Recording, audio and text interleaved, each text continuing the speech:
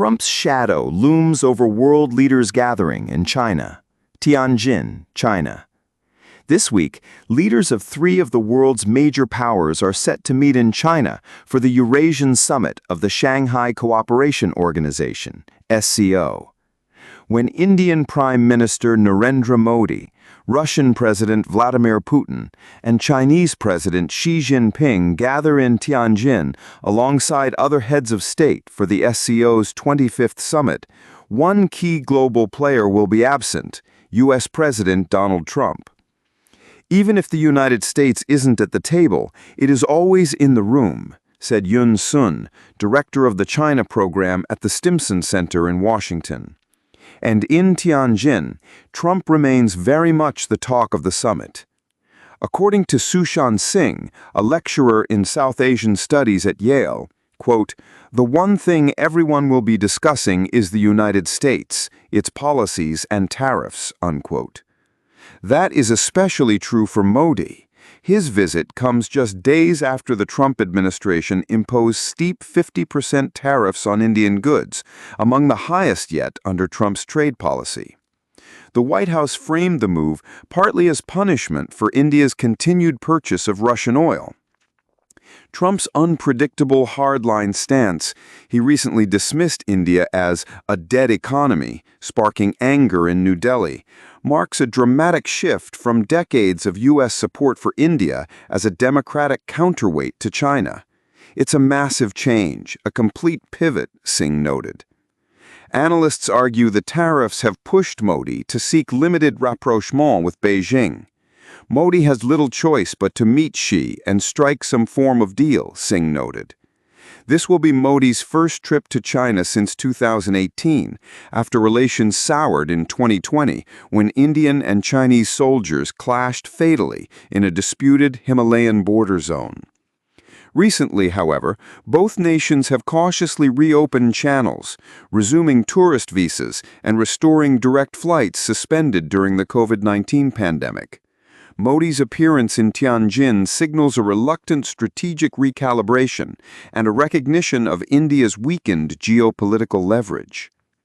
Putin's turn to Beijing. Just 3 weeks after Trump rolled out the red carpet for Putin in a U.S. airbase in Alaska, the Russian leader will head to China. His visit comes as Moscow continues its relentless bombardment of Ukraine. While Trump will skip the SCO summit itself, he is expected in Beijing days later to attend a massive military parade with Xi and North Korean leader Kim Jong-un, an unmistakable show of unity among the three powers. Yet Trump's sporadic gestures toward Putin are unlikely to alter the no-limits partnership forged between Russia and China. Trade across their shared border has reached record highs, and the two militaries recently carried out their first joint submarine patrol in the Pacific. Analysts say the glue holding the partnership together is their shared perception of the U.S. as a threat. There's a saying in Chinese policy circles, China and Russia can share misery, but never happiness, Sun noted. Russia, hobbled by international isolation and a much smaller economy, is increasingly the junior partner. China, meanwhile, faces a slowing domestic economy and a grinding trade war with Washington. According to reports, senior Chinese diplomats have told European officials that Beijing cannot allow Russia to lose in Ukraine. A Russian collapse or Western alignment would be catastrophic for China's security architecture, said Klaus Song, a Berlin-based expert on Sino-Russian ties. A new world order.